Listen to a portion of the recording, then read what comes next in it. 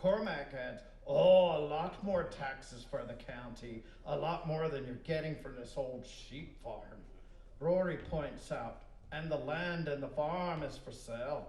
That will make things a whole lot easier and a wee less controversial for Mr. Evil Real Estate Developer. If this goes according to plan, we will be able to make more deals like this in the future. Cormac agrees. You can count on it, Mr. Corrupt Politician. I can see this as the beginning of a long, happy business relationship. In fact, I have a gift for you to seal the deal. Cormac hands Rory an envelope. Rory opens the envelope and discovers its contents. Now that's what I'm talking about, Cormac says. I thought you would like that. Rory asks, so what's next? Cormac explains, well, we need to go back and discuss our deal, and then you make an offer because I don't want anyone to beat us to the punch. Rory agrees. Let's hop to it. My place or yours? Cormac directs Rory. Let's go back to my place. I don't want anyone to overhear us. Rory tells Cormac, you lead the way. Molly walks up to the farm.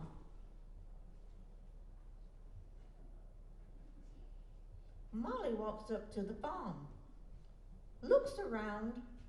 She explains, what a view. Even after all these years, it still thrills me. Grandpa Fitz catches up with Molly, and it looks like it needs to rest. He looks back and tells Bernard, hurry up. I'm definitely not going to carry you. Molly asks, Aiden Fitzpatrick, are you out of breath? You know, I'm 5 years older than you and not a bit winded by that climb. Bernard, I think you need to go sit on the bench. Grandpa Fitz glares at Molly and says, well, congratulations. I don't know how you have so much energy at your age. It's just unnatural. Isn't that right, Bernard? Molly shrugs and says, oh, well, it's fitness, my friend, which I achieve through healthy food and exercise. She stops and shows Grandpa Fitz how she can do knee bends. She instructs him, come on, try it. Come on, Bernard, you try it too. Grandpa Fitz responds, nah, I'll just watch. What about you, Bernard? He shakes his head no. Molly laughs a little and asks, oh, Aiden, what am I going to do with you and Bernard? Grandpa watches Molly. He sticks his hands out in front of him and attempts to do a knee bend, but gets stuck. Bernard tries to help Grandpa up.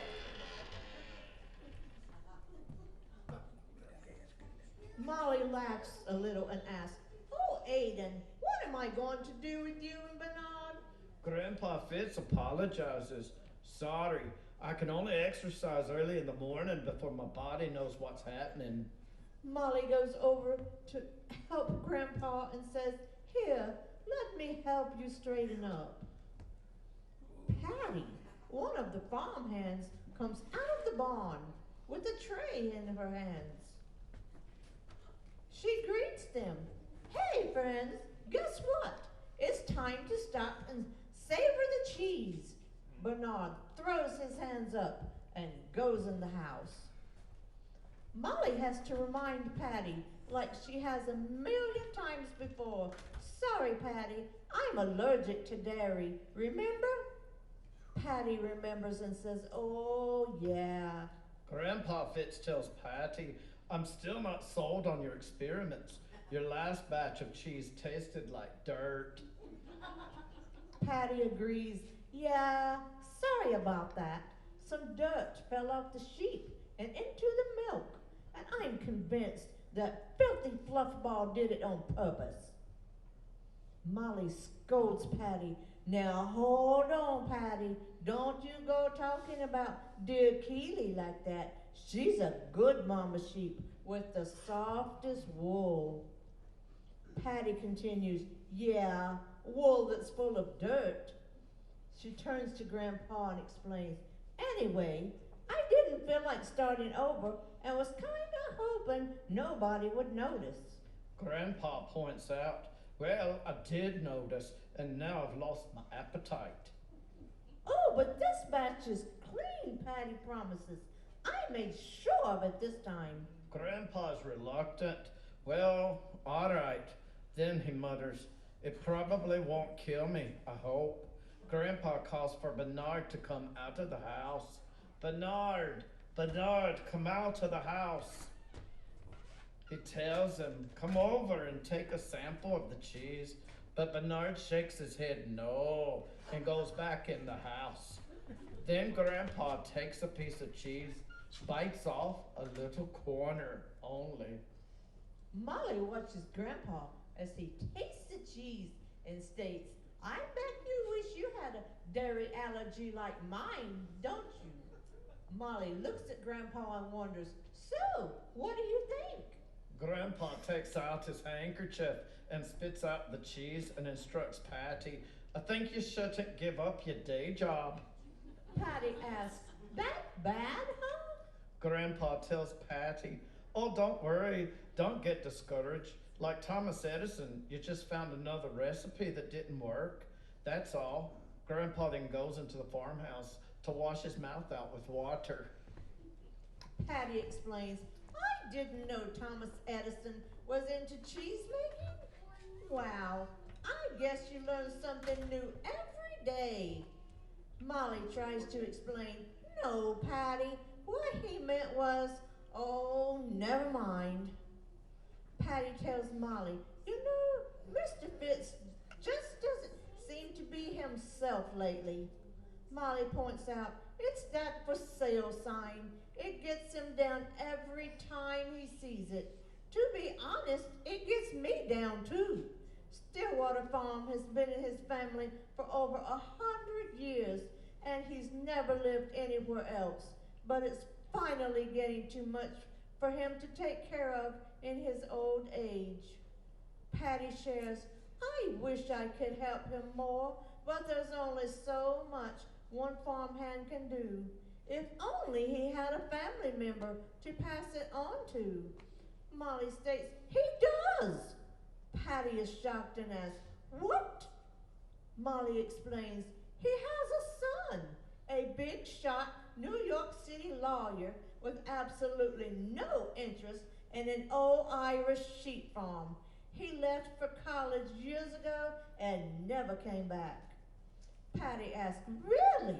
That's a shame, because if I were Mr. Fitz's daughter, I'd definitely be interested in the farm. Then Patty gets an idea. Hey, here's an idea. Maybe I could put myself up for adoption. What do you think about that? Molly can't believe her ears and asks, seriously? Patty agrees. Yeah, you're probably right. I'm sure my parents wouldn't approve. Then again, maybe they would. Molly shares, I'm gonna miss old Aiden. He's been my nearest neighbor for over 50 years.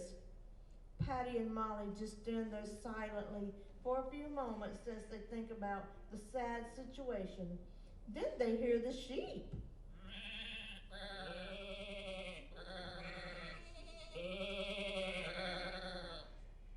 Patty tells Molly, well, I guess I've got some sheep to tend to as she returns to the barn. Then Molly replies, yep, no rest for the weary. That's life on a farm. I think I'll go in the house and check on Aiden. It looks like some strangers are walking up to Stillwater Farm. The young man excitedly says, oh, Nicole, look at the countryside. As far as the eye can see, no skyscrapers, no crowds, no traffic jams, no pollution. Isn't it beautiful?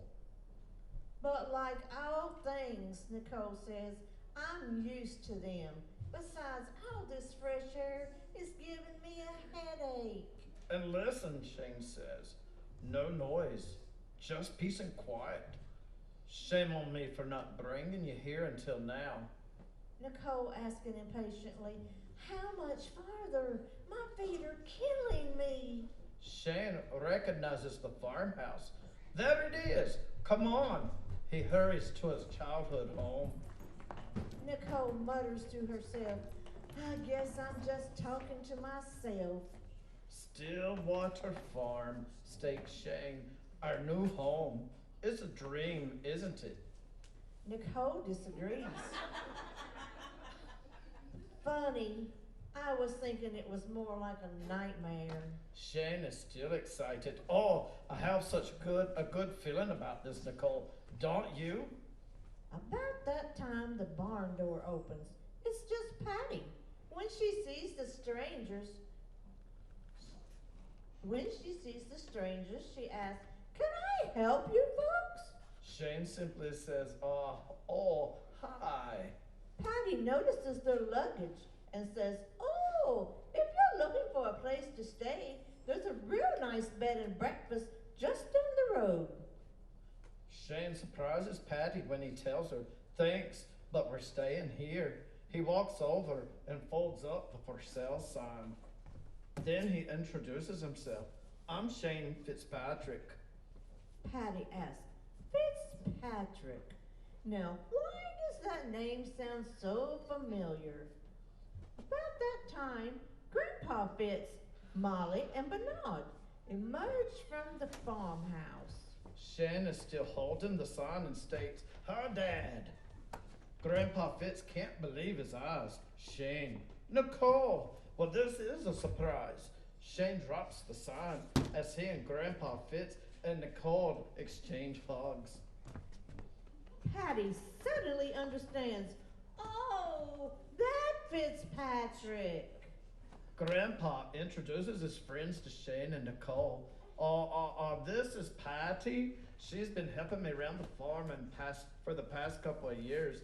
And you know Miss Molly here, of course. And this is Bernard. He's my shadow. Shane tells Molly that it's good to see her. It's been a long, long time. Molly agrees. It has that. And look, you're all grown up now. Grandpa Fitz asks, So, what are you doing here? Then Shane and Nicole exchange glances. Shane then tells his news. Well, believe it or not, we're here to stay. Grandpa then asks, Wait, what do you mean stay?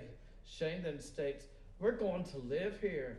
Grandpa can't believe his ears. You're moving to Ireland? Shane tells him that's right. Grandpa is so excited that he had to ask again, Are you serious? Then he instructs Bernard, get their luggage and take it on into the house. Nicole sadly stated, Yes, he's quite serious. Shane explains, Dad, it's a long story, but I just couldn't do it anymore.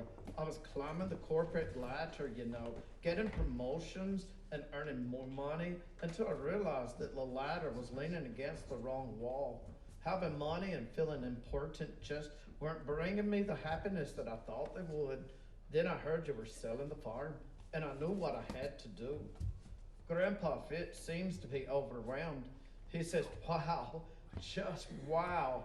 I can't tell you what this means to me. I never wanted to see the day that I'd have to sell Stillwater Farm, but now I won't have to. Shane replies, Yeah, that's right. Now you won't have to. Then Grandpa Fitz gives Shane a huge hug. Grandpa tells Shane, This is going to be a big life change for you and Nicole. He asks Nicole, Are you sure you're okay with this, my dear? Shane explains, Oh yeah, she's looking forward to it, aren't you, Nicole? Nicole stares straight ahead and starts to become unsteady on her feet. Shane shouts, Nicole, Nicole. Patty points out that Nicole is suddenly beginning to be a wee bit pale. Molly adds, I think she's going to faint. As Nicole begins to faint, Shane catches her and helps her to lay down on the ground. Patty points out that Shane made a nice catch. She adds, When I was in 4th grade, I painted during a choir concert, and and took out the whole soprano section. Molly adds, poor thing. Grandpa states, I hope she's okay.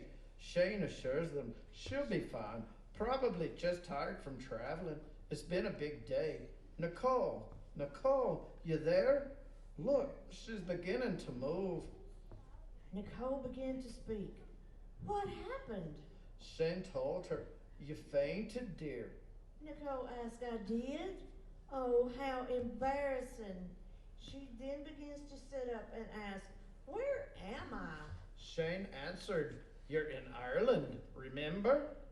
Nicole said, oh, yeah, and fainted again. Then everyone helped Nicole into the farmhouse.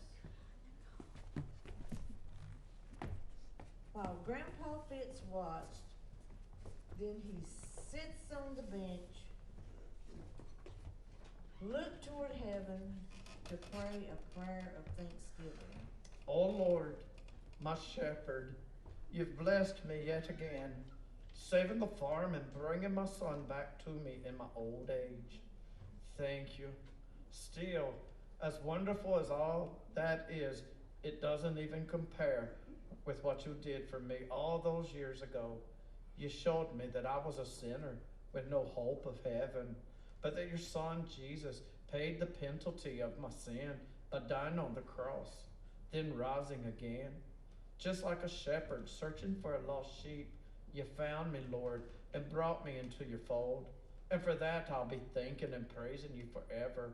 Amen. When Grandpa finished praying, he looked up and he saw Rory. Excuse me, he said. Are you the owner of this farm? Grandpa answered, oh yeah, how can I help you? Rory states, I understood the farm is for sale, but I don't see a sign anywhere. Grandpa Fitz states, that's because we just took it off the market. Our circumstances have changed, so there's no longer any need to sell. Rory disappointedly says, oh, that's bad news. Grandpa explains, on the contrary, it's the best news I've had in a long time. Rory wants to know, would you consider an offer? Grandpa responds, an offer? No, I wouldn't be interested in selling now. Rory wants to know, are you sure? You might be surprised at how much you could get for this place. Grandpa says again, I'm sorry, but it's not for sale. Rory continues to try to buy the farm. He boldly states, oh, come on. Everything's for sale at the right price. Grandpa insists, not Stillwater Farm. Rory tells Grandpa, listen, I'm prepared to offer you a cash deal. That's money in your pocket. Grandpa Fitz becomes annoyed. I've already said the farm is not for sale. Rory tells Grandpa, okay then, just name your price. Grandpa answers again, sir, I'll say it once more. Stillwater Farm is not for sale at any price. And now I'm very happy to say this conversation is officially over. Good day to you. Then Grandpa went into his house. Rory stood there for a moment. Then he said to himself, so he's going to be stubborn about it. This isn't going to be as easy as I thought. Now things are going to get a little messy, and the old man's not gonna like it one bit as he walks away laughing. Ha ha ha!